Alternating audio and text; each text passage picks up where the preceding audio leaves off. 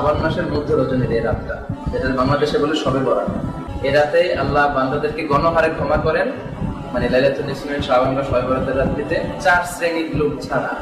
এক হচ্ছে মুশরিক, মুশরিকদেরকে আল্লাহ ক্ষমা করেন।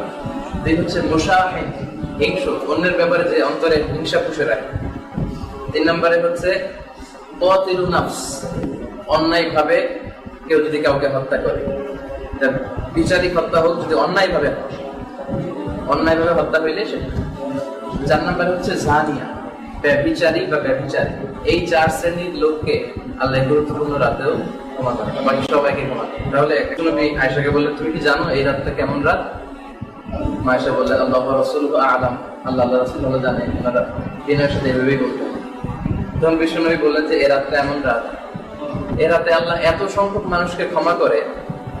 ওই সময়ে বনু কালব একটা গোত্র ছিল, যে গোত্রের ছাগল বা মেষের সংখ্যা ছিল